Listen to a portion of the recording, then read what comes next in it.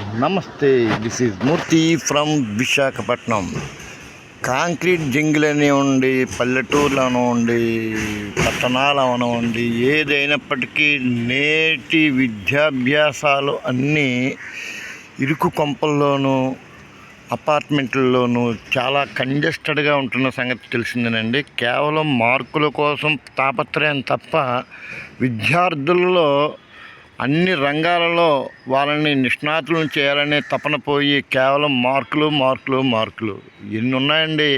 Student life అంటేనే మన జీవితానికి ఒక పునాది. అటువంటి పునాదిని నిర్వీర్యం చేస్తూ కేవలం చూడండి, మన చిన్న ఎగ్జాంపుల్ చెప్తాను.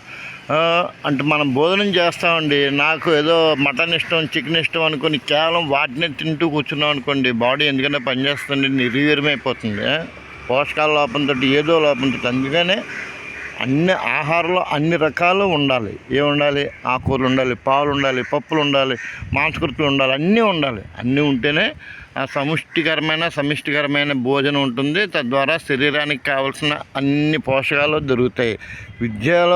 విద్యాభ్యాసంలో కూడా అంతేనండి. కేవలం చదువు ఒకటే కాదు, ఆటలు, పాటలు, సాంస్కృతిక కార్యక్రమాలు ఒక్కటేంటనే అన్నీ కలబోసి ఉంటేనే ఆ విద్యాభ్యాసం అనేది మరింత అద్భుతంగానూ భావితరానికి ఒక మంచి సుసాంప్రదాయమైనటువంటి ఒక దేదీప్యమైన ఒక భవిష్యత్తుని తరాన్ని మనం అందించడం వారు అవుతాం. అంతేగాని విద్యాభ్యాసంలో కేవలం చదువుతోటే సరిపెడితే మిగిలినవన్నీ లోపం వల్ల మానసికంగా ఎదుగుదల లేక శారీరక రుగ్మతలతోటి మరింత దుర్భరమైన జీవితాన్ని గడపవలసి వస్తుంది. ఈ నేపథ్యంలో మీరు చూస్తున్నారు కదా, విశాఖపట్నంలో నడిబొడ్డులో ఉన్న ఒక స్కూల్ యొక్క క్రీడా ప్రాంగణం అన్నమాట. ఇది చూడండి ఎంత బాగా తీర్చిదిద్దారో. అందులో విశాఖపట్నం అంటేనే విశాఖపట్నం కాదనుకోండి, ప్రతి ఊర్లోనూ ఇప్పుడు భూమి యొక్క వాల్యూ అంతకంతగా పెరిగిపోతుంది. అయినప్పటికీ వీళ్ళు ఈ స్కూల్కి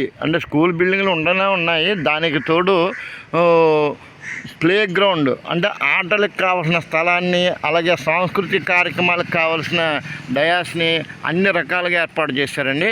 చూద్దాం, మరింత దగ్గరికి వెళ్ళి చూపించే ప్రయత్నం చేస్తాను, చూస్తూ ఉండండి.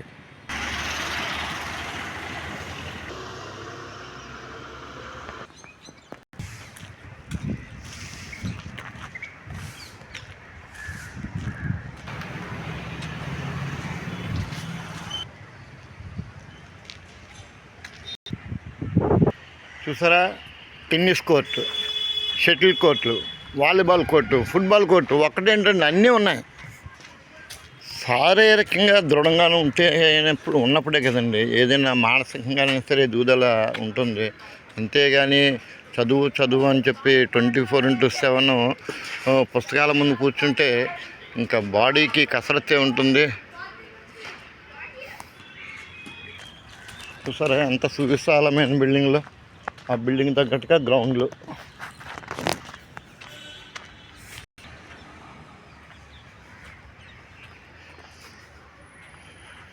ప్రస్తుతం పోటీ ప్రపంచంలో కేవలం ప్రభుత్వ పాఠశాలల్లో తప్ప ప్రైవేటు ఆర్గనైజేషన్లో ఎందులో కూడా ఇంత ఇన్ఫ్రాస్ట్రక్చర్ అనేది లేకుండా లేదండి. చెప్పడమే లేదని గంటాపదంగా చెప్పచ్చు. చూసారా, ఒలింపిక్ గేమ్లో మన ట్రాక్ గ్రౌండ్ చూసారా అంత అద్భుతంగా. ఇది స్కూల్లో కూడా ఇంత అద్భుతమైన ట్రాక్లు పెట్టారు. చూడండి, బాస్కెట్బాల్ కోర్టులు ఎంత అద్భుతంగా ఉన్నాయో. ఇటువంటి చూస్తూ ఉంటుంటేనే మనకి ఉత్సాహం కలుగుతుంది. అటువంటిది పిల్లల చేత ఆడిస్తూ ఉంటుంటే వాళ్ళలో మానసిక పరివర్తన ఎంత అద్భుతంగా ఉంటుంది మరొక్కసారి ఆలోచించండి. ఇటువంటి స్కూల్లో జాయిన్ చేసుకుంటే ఇక్కడ నేను ప్రమోషన్ వర్క్ చేస్తలేదు, కానీ కాకపోతే నేటి స్కూల్లో కార్పొరేట్ స్కూల్లో ఉన్న లోపాల గురించి నేను మాట్లాడుతున్నాను, ఇక్కడున్న ఫెసిలిటీస్ గురించి మాట్లాడుతున్నాను.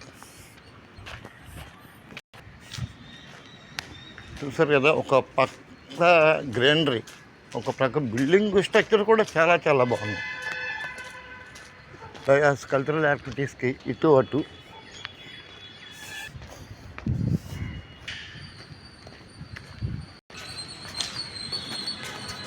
ఇంతకన్నా అద్భుతం ఏముందండి.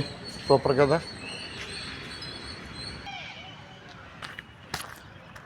అదే అండి, ఇలా చెప్పుకుంటూ పోతే ఇంకా ఇంకా చాలా చాలా ఉంటాయి విశేషాలు. కాబట్టి దీనికన్నా ముఖ్యంగా అంటే నా కంక్లూజన్ ఏంటంటే, పిల్లల్ని స్కూల్లో జాయిన్ చేసినప్పుడు అది స్కూల్ అయినా కాలేజీ అయినా ఏదైనప్పటికీ ఇన్ఫ్రాస్ట్రక్చర్ కరెక్ట్గా ఉందో లేదో చూడండి. కార్పొరేట్ బిల్డింగ్లు కదండి, అన్ని రకాలుగా అన్ని వసతులతోటి ముఖ్యంగా ప్లే గ్రౌండ్స్ అటువంటి అన్నీ ఉన్న స్కూల్స్ని ఎంచుకోండి. వాళ్ళ భవిష్యత్యానికి సరైన పునాదులు వేయండి. ఓకేనా? This is Murthy from Visakhapatnam. Bye bye, see you.